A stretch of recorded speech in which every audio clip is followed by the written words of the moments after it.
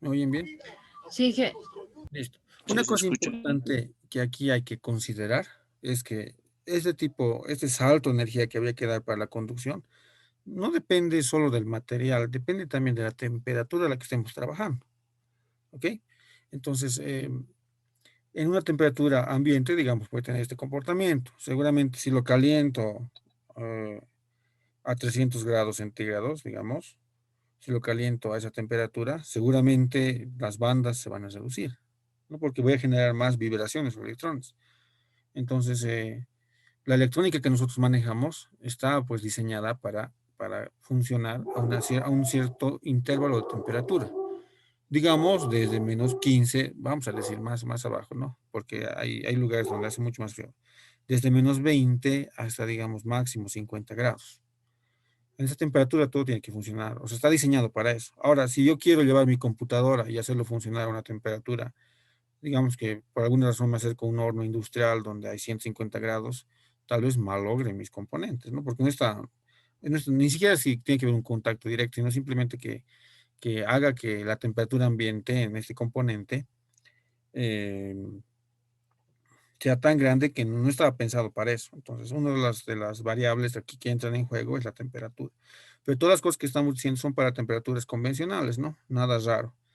Me imagino que ustedes creen que si, digamos, me someto a una temperatura extrema, fría, digamos, de Siberia al norte de Rusia, digamos, -40 grados, -50, seguramente mi computadora no va a encender, ¿no? Les ha debido pasar también que su celular, o sea, a mí me pasó una vez, estaba en cobija y la temperatura era súper alta y mi celular se ha apagado y me ha dado un mensaje de que la temperatura es demasiada para que yo soporte. O sea, aparte de la temperatura ambiente, la temperatura misma que tiene allá adentro, por el trabajo que hace, seguramente ha dado ya una temperatura ya de cuidado. Entonces, hay un sensor ahí de temperatura que le va indicando qué hacer en estos casos. Entonces, simplemente se apaga para dejar de calentarse, ¿no? Y que no se malogre la electrónica. Nosotros no tenemos mucho ese problema porque no vivimos en una ciudad con una temperatura relativamente baja, ¿no? Pero en otros lugares me imagino que sí, que no es tan directo como en cobija, como les digo, como me ha pasado. O sea, la electrónica que nosotros manejamos, es decir, los saltos de electrones de conducción, también están pensados para un cierto intervalo de temperatura, eso hay que tener en cuenta, ¿sí? Entonces, la diferencia principal en cuestión de bandas, en un aislante, en un semiconductor y un conductor la tienen aquí, ¿de acuerdo? Entonces, esto es lo que hay que tener en cuenta siempre, la diferencia de los materiales que hay en la naturaleza, ¿no? Todavía lo que estoy viendo, lo que estoy mostrando aquí son materiales que existen así. Nosotros al principio como humanidad hemos ido estudiando el material que nos daba la naturaleza y después los hemos ido modificando. Una forma de modificar estas bandas es a través de la temperatura, como les digo, ¿no? Pero bueno, eso no es una modificación directa. Entonces, todo lo que he dicho de la brecha de energía y demás está aquí. El objetivo de que haya muchas letras, alguna vez me han dicho, ingeniero, ¿por qué hay muchas letras en sus slides, o sea, en sus diapositivas, ¿no? Porque me han dicho, un estudiante me dijo, yo sabía que los buenos slides o las buenas diapositivas en realidad son cuando no hay muchas letras, porque en realidad hay que mostrar más imágenes que letras. Eso es cierto, sí, cuando haces una disertación para tu proyecto de grado, digamos. O sea, ahí tiene que haber más imágenes y el que habla tiene que ser, o sea, el expositor tiene que ser el que dé más información. Tiene que ser simplemente un apoyo. Pero en mi caso, yo lo tenía que decir a ese amigo estudiante, que si bien estaba queriendo criticar las diapositivas, hay que tener en cuenta que esas diapositivas no están pensadas para una exposición en la que ustedes nunca más van a ver esto, ¿no? No es una charla, no es una cosa que no hay que estudiar, en realidad es una cosa, justamente las diapositivas están pensadas para que ustedes vuelvan a leer las diapositivas y tengan una información, porque si solo doy imágenes y solo hablo, entonces después cuando quieran estudiar no van a tener la chance de tener información. Las diapositivas, como yo las hago, como yo las planifico, están pensadas para que ustedes puedan leer lo que está aquí y, bueno, repasar y estudiar, ¿no? Generalmente va a ser así. En otros casos, no tanto, pero generalmente lo voy a hacer así. Va a haber harta información. En realidad, hay que estudiar las diapositivas para el examen, ¿no? Por supuesto. Y bueno, si viene uno a clase y estudia las diapositivas, le da una chequeada y normalmente le va a ir bien.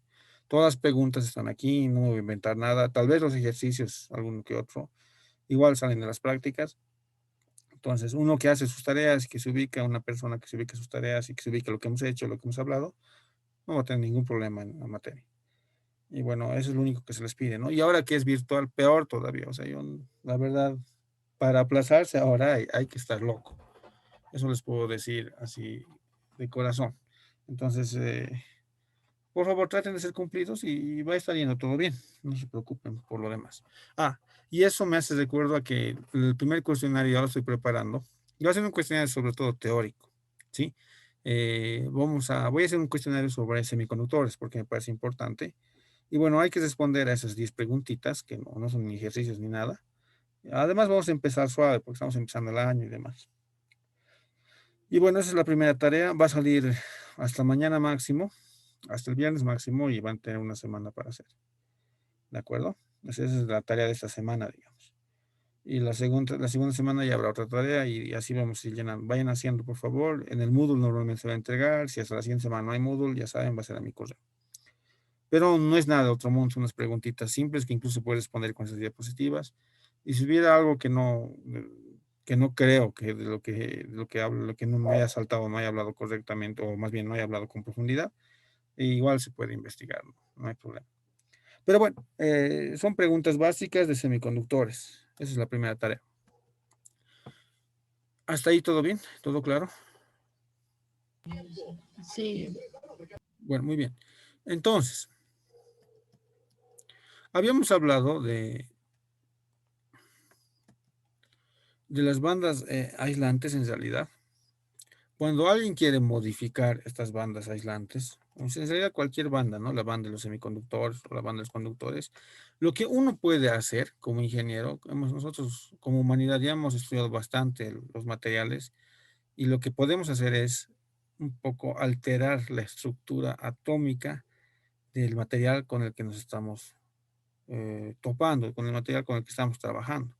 Eso con el afán de que la banda de energía crezca o decrezca, ¿sí? Sea más grande o sea más pequeña. Y eso me va a dar la posibilidad de llegar más fácilmente a la conducción, ¿no? Que es lo que se quiere. En realidad, la manipulación a nivel atómico del material me va a permitir hacer un semiconductor que tenga ciertas u otras características, ¿no? Que pueden favorecer a mi electrónica. En realidad, los transistores que conocemos ahora, si no sabríamos manejar dopado es introducir, ¿no? un átomo diferente, no podríamos tener eso, ¿no? En realidad, eso de manipular la estructura atómica quiere decir introducir nuevos átomos. Y al introducir esos nuevos átomos voy a cambiar el nivel de energía. Entonces voy a favorecer la conducción. Por supuesto, eso depende también si lo hago si funciona a una u otra temperatura, ¿no? Esto, por ejemplo, es una temperatura estándar y bueno, el nivel de energía está ahí, ¿no? El nivel de Fermi es el nivel de la mitad. En silicio eso es lo normal. Ahora hablemos del dopado. Y bueno, esto se me ha ido. Dopado. Entonces, ya hemos hablado de lo que tenemos en la naturaleza y bueno, ahora veamos qué sucede en un semiconductor cuando hablamos de dopaje. ¿Qué es el dopaje? Pregunta de examen. El dopaje es el proceso intencional de agregar impurezas en un semiconductor extremadamente puro, ¿no? Digamos que tengo un silicio puro, que es intrínseco, con el fin de cambiar sus propiedades eléctricas. Eso quiere decir que voy a cambiar esa banda de la que hemos hablado, ¿sí? Entonces, las impurezas que se utilizan depende del tipo de semiconductores que tengamos, ¿no? Normalmente, para crear una gran diferencia, se pueden agregar un número interesante de átomos, digamos, en el orden de uno cada 100 millones de átomos. Se dice que el dopaje es bajo o ligero, ¿no? Cuando se agregan muchos más, digamos, uno cada 10.000, pues el dopaje es alto o pesado. Y cuando ustedes hablan en semiconductores de dopado N, dopado P, en realidad lo que está pasando es que estamos añadiendo otro tipo de átomos a toda mi estructura de silicio que tenía. Y los dopantes más comunes del grupo 3 del grupo 5, ¿no? Bueno, de la tabla periódica que conocemos todos. El boro, el arsénico, el fósforo, por ejemplo, son más utilizados para dopar, ¿no? Y bueno, dopar quiere decir, a ver, con esta gráfica creo que nadie se va. Esto quiere decir dopar. Una estructura que tenía de silicio, solo de silicio, Lo que estoy haciendo es introducir ahí, incrustar, o sea, que es como un intruso, ¿no? El átomo de fósforo. El átomo de fósforo tiene una particularidad, ¿no? Que tiene 5 electrones en la capa, en última capa. Entonces, de esos 5, 4 se agarran con los silicios y uno queda flotando. Ese que queda flotando va a dar la facilidad a que haya un poquito más de conducción. Ahora, por supuesto, con uno nomás no basta. Como decía, hay que hacer uno cada 10.000, uno cada 100.000. Y va a cambiar la propiedad del material. O sea, voy a reducir esa banda. O puedo también amplificar si es que quiero, ¿no? Pero reducir es para que haya cierta conducción controlada. Entonces, ahora, el proceso de dopado, de introducir estos átomos, no es un proceso sencillo, no se hace en cualquier laboratorio, ¿sí? Se hace en un proceso de clean room, que llaman en inglés, ¿no? Sala blanca, tal vez en español, sala limpia, ¿no? Pero bueno, clean room es un lugar, no sé si han visto alguna vez una película donde de repente conocen también, donde cuidamos todos los detalles para que la electrónica, la microelectrónica en realidad suceda. Cuidamos en realidad que ni siquiera entramos como, ahora que ya hemos visto todos COVID, entramos así protegidos. Cualquier partícula de nuestro cuerpo puede alterar la electrónica que estamos ahí construyendo, los chips que se están haciendo, toda la fabricación que se está haciendo, el polvo igual, entonces hay que aspirarse antes de entrar. Y bueno, en esos laboratorios sí que se puede hacer dopado. En Bolivia no existe nada de eso, por supuesto. En el mundo existen algunos laboratorios que hacen ese tipo de cosas. En realidad es la gente que fabrica los componentes, ¿no? Que hace microelectrónica. En las universidades prestigiosas también hay en el mundo, ¿no? Yo he conocido algunas cuando estoy en Europa. He estado en un laboratorio de clean room y bueno, hay protocolos estrictos, ¿no? Para hacer todo ese tipo de cosas. En realidad se puede fabricar este tipo de materiales y aparte se pueden hacer con estos materiales los transistores, ¿no? Cuando ustedes ven un chip y saben que allá adentro hay muchos, muchos transistores, por supuesto que el transistor que conocemos de 3 patitas, ese es un transistor grande, ¿no? Que simplemente sirve para hacer laboratorio, pero eso ya nadie usa. En los chips que tenemos hay, digamos, 10.000 transistores. Y todos los transistores, por supuesto, están fabricados en esas salas blancas, ¿no? Eso es la microelectrónica. Sí, la fabricación de componentes, que es toda otra área. Por supuesto que los ingenieros electrónicos son los que se inmiscuyen con eso, pero es un área, es como una especialidad, ¿no? Ese tipo de cosas, microelectrónica, nanoelectrónica, es una especialidad que hay que hacer a modo maestría. Y bueno, de todas maneras, eso, al que le interese, podemos hablar algún momento al respecto, si es que le interesa, pero lo que hay que saber es que en Bolivia esas cosas, por el momento, y yo creo que por mucho tiempo más, no existen, ¿no? Pero bueno, este tipo de tecnología existe, nosotros podemos comprar todo lo que ya está hecho, sin embargo, no podemos fabricar este tipo de componentes. Y cuando hablamos de dopado tipo N, estamos hablando de introducir fósforo, o sea, añadir electrones, ¿no? Para que haya electrones de sobra. En el tipo P es todo lo contrario, totalmente distinto. Entonces añado un boro y el boro ya no tiene 5, sino tiene 3. Entonces queda un hueco ahí, ¿sí? O sea, queda un electrón sin su pareja. Y bueno, eso va a generar a la larga, si hago muchas incrustaciones de ese átomo, voy a generar material tipo P, ¿no? Y bueno, cuando ya hago junto los materiales tipo N, tipo P, y empieza a pasar la magia, ¿no? Ustedes saben bien que un diodo es la conjunción de dos materiales distintos, ¿no? Tipo P, tipo N. Y bueno, es lo más fácil que hay. Si lo conecto de alguna forma o en otro sentido, si quieren dos sentidos distintos, voy a generar conducción o aislamiento, ¿no? Polarización inversa, polarización directa. Puede ser conector o aislante. Y eso simplemente sucede porque en un lado hay más electrones, en otro lado hay huecos, ¿no? Y dependiendo de cómo le dé el voltaje, voy a generar ahí un puente donde no haya nada, va a haber cierto movimiento, que se va a comportar como circuito abierto, y en el otro caso se va a comportar como cable nomás, o como circuito, como cortocircuito, si quieren. Y bueno, eso sucede gracias a que puedo dopar los materiales. Si no pudiera dopar, si no sabríamos eso es súper importante tener en noción. Entonces no habrían ese tipo de cosas. Y ustedes saben que un transistor, eh, por lo menos en esa tecnología, sucede cuando ya junto tres de estos, ¿no? PNP, NPN, eso que hacíamos antes, es juntar los materiales, ¿no? Y eso ya tiene diferentes aplicaciones y a partir de eso se desarrolló la electrónica y hemos dado saltos grandes en pocos años, 40 años. parecen muchos, pero a nivel avance de tecnología, a nivel avance de humanidad, no es nada, ¿sí? A nivel avance de la vida en la Tierra no es absolutamente nada, 40 años. Si la escala del tiempo, en nuestra evolución como seres humanos, 40 años no es nada. Entonces ha sido un gran salto y ahora gracias a eso podemos disfrutar incluso de la charla que estamos teniendo ahora, ¿no? De que es totalmente virtual nuestra charla y nuestra materia. ¿Ok? Entonces, de eso hay que ser conscientes. Sin embargo, para la gente que es curiosa, yo sé que algunos deben ser aquí, y si les da curiosidad de cómo es la microelectrónica o alguna cosa, no duden en preguntarme, alguna cosa les puedo dar para que lean, cosas interesantes de ese tipo de fabricación de componentes, fabricación de sensores, algunas cosas yo he visto, sí, no es mi especialidad, pero conozco, ¿de acuerdo?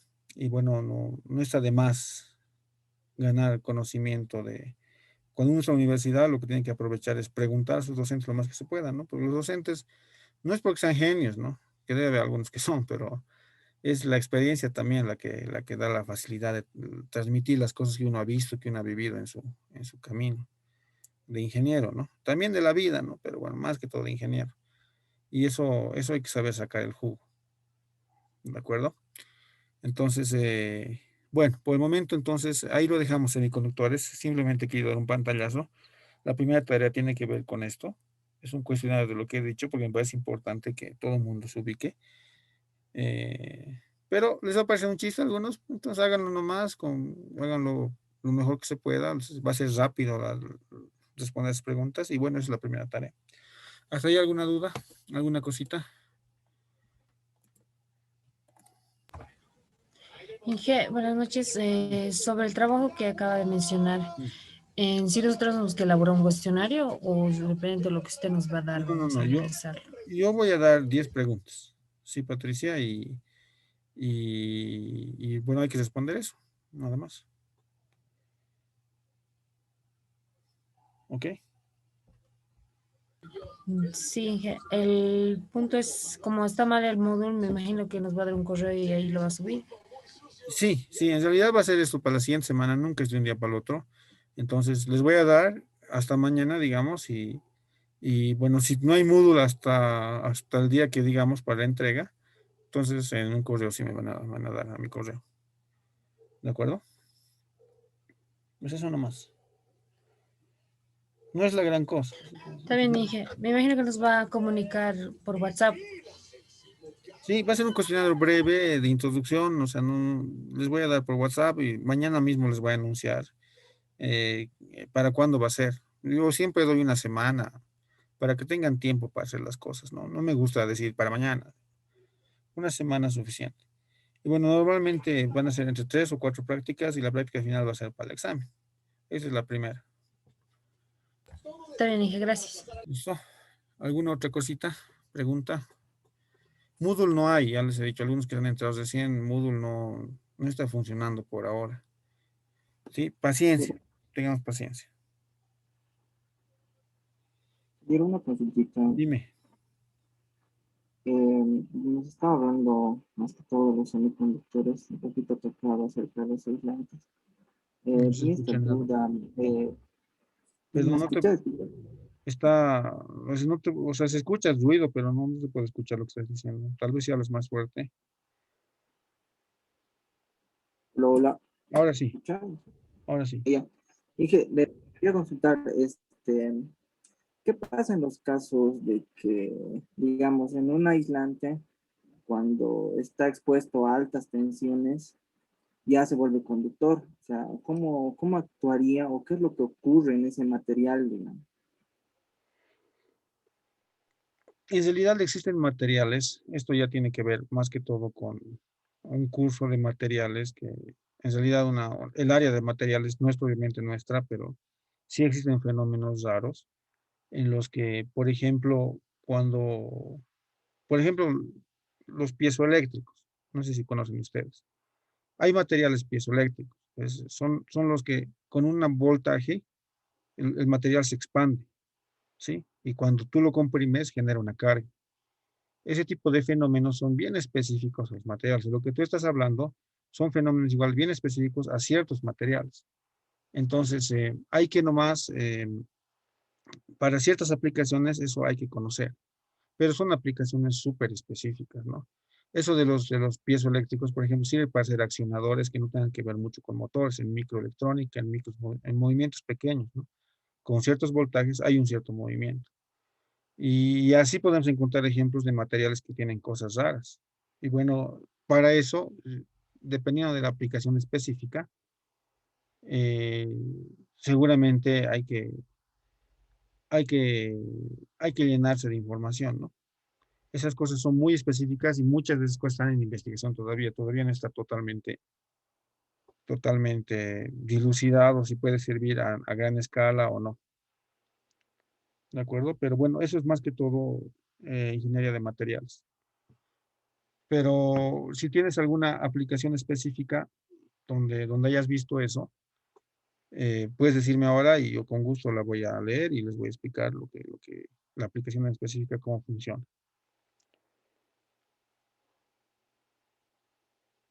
¿Sí?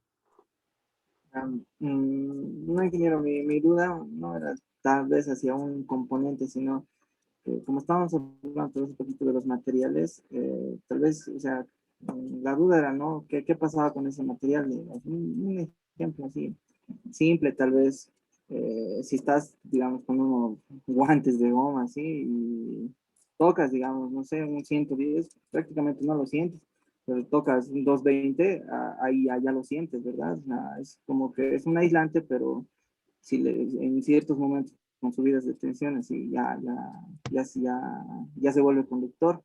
Y mi duda era esa, ¿no? ¿Qué es lo que pasa si es que tal vez Ya. el nivel de Fermi, como nos explicaba, es de que se reduce o es que al final es tal vez que al final o tal vez se agitan los electrones, como dicen, ¿no ven?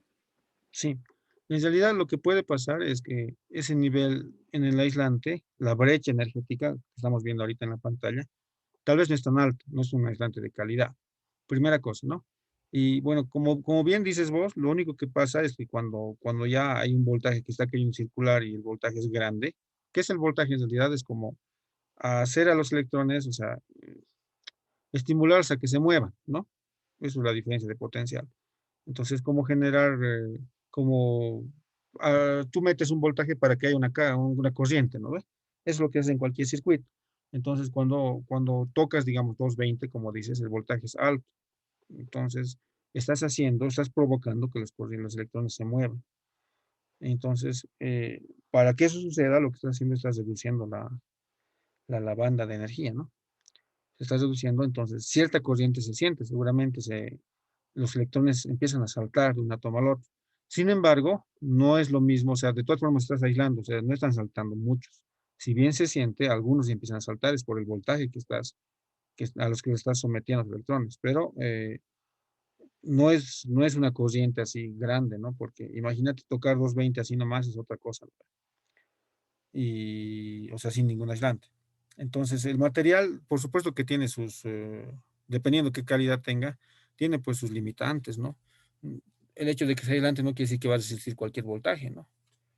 Entonces, seguramente, en realidad lo que pasa es que se reduce la banda energética y empiezan los electrones a moverse, aunque no tanto como para preocuparse. De todas formas, sigue aislando, pero de alguna manera han hecho saltar electrones por la DDP o la diferencia de potencial que hay, ¿no? Esa es la respuesta. Sí, pero gracias. De nada, de nada. A mí me interesa sobre todo discutir con ustedes de su experiencia. Ustedes también tienen experiencia, yo sé que en la noche es otra cosa. Hay experiencia y está bien. Yo tengo más experiencia en el campo de la investigación. Como les he dicho, yo soy investigador, pero igual no hay problema. He visto muchas cosas en mi formación allá en Europa y también en mi formación, en mi transcurso profesional como ingeniero, así que no hay problema.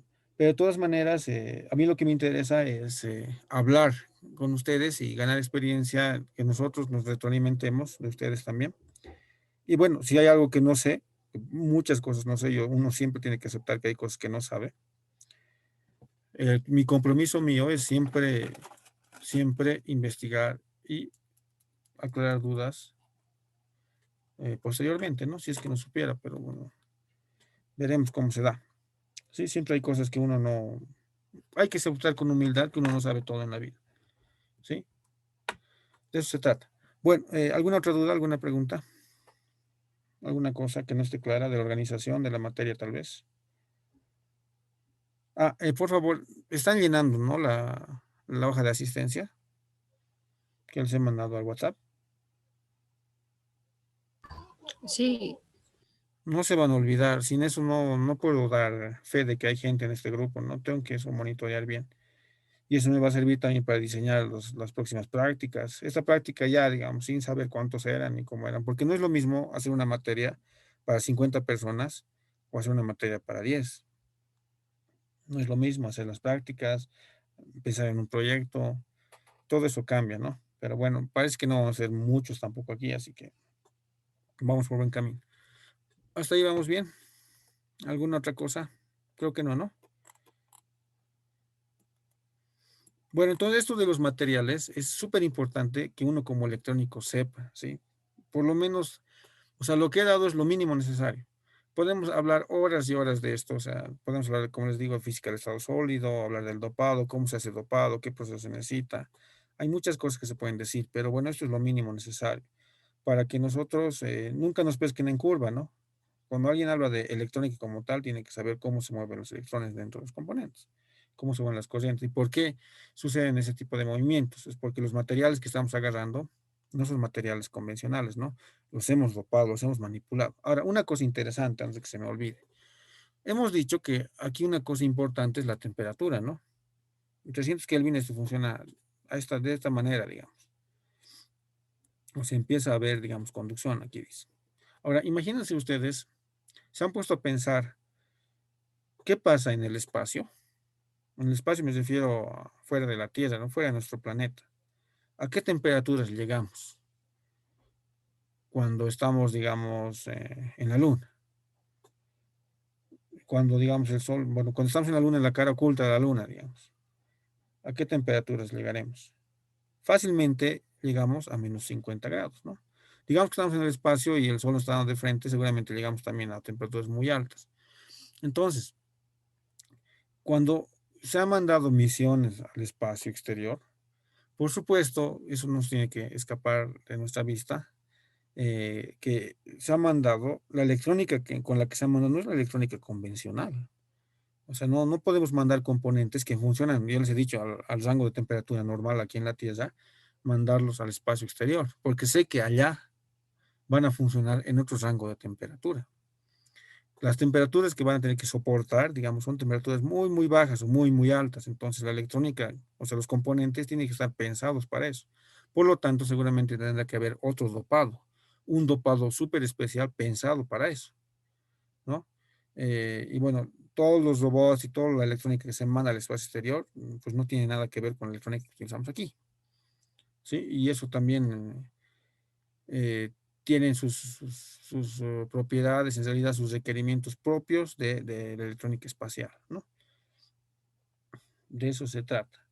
Igual en cuestión de temperatura, si estamos diseñando algo para el espacio, que bueno, a nosotros nos ha pasado en un proyecto en la universidad, me acuerdo bien, que había que diseñar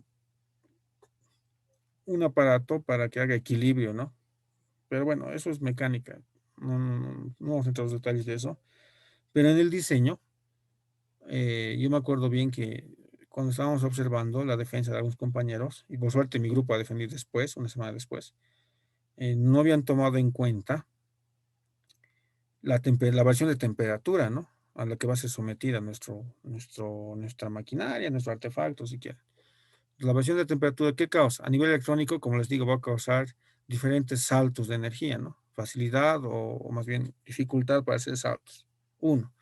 Dos, a nivel mecánica, si digamos meto cualquier material, ustedes saben bien que cualquier material se dilata, ¿no? Por cierta temperatura. Y si no pienso en eso, tal vez mis componentes mecánicos, o sea, mi forma de transmitir movimiento, sufra alteraciones por la temperatura alta a la que va a ser sometida.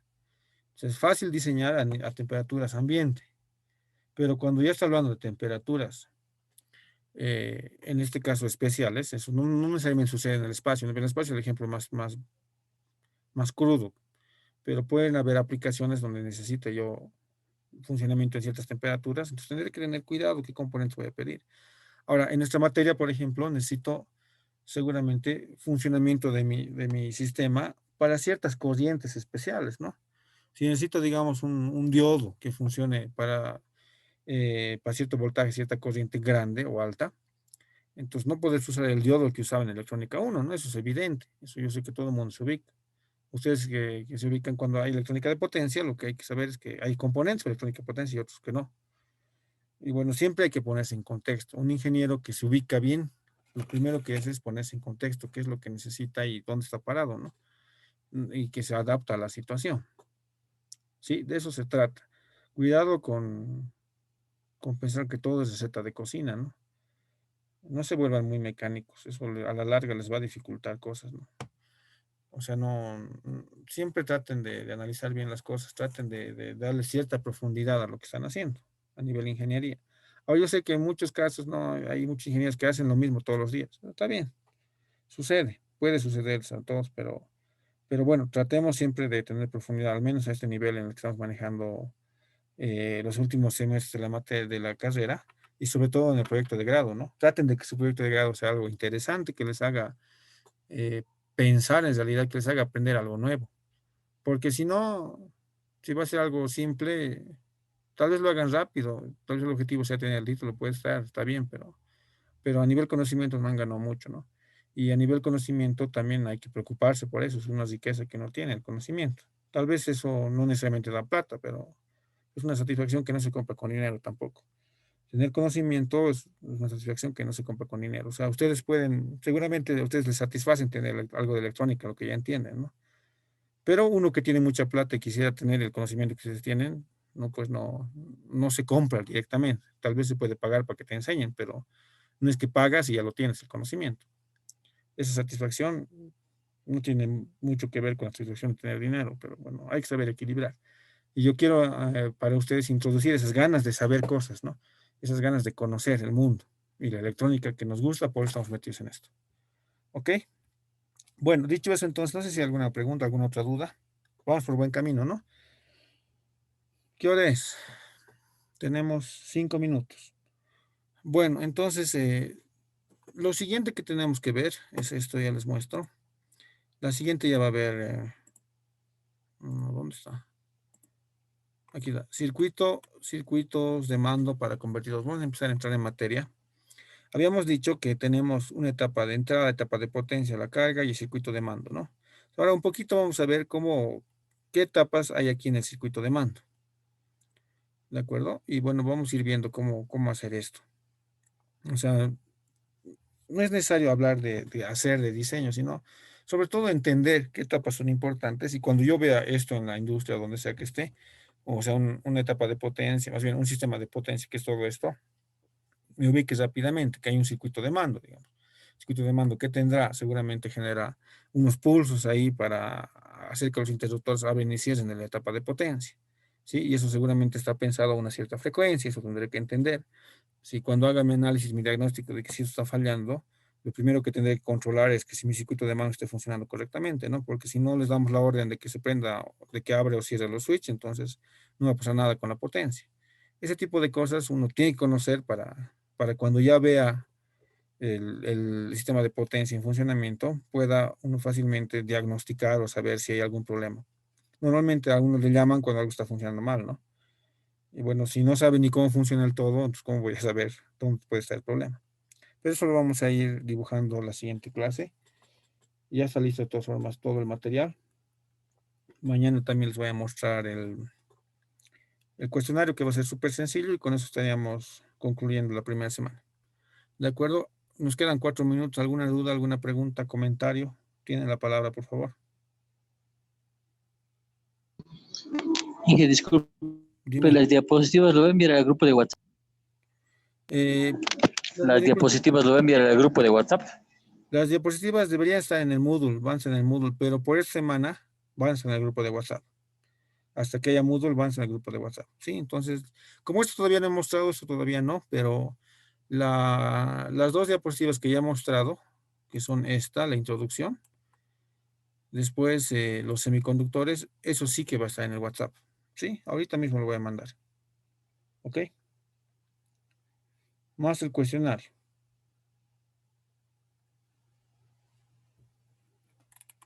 Listo. ¿Alguna otra pregunta? ¿Duda?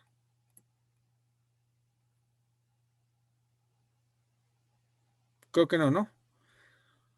Bueno, entonces que tengan buena noche. No sé si han acabado ya su jornada. Tienen otra materia más. Pero de todas formas, que tengan buena noche. Nos estaríamos viendo mañana. Hasta mañana. Que estén bien. Ya dije. Bien, Hasta luego, dije. Chao, que estén bien.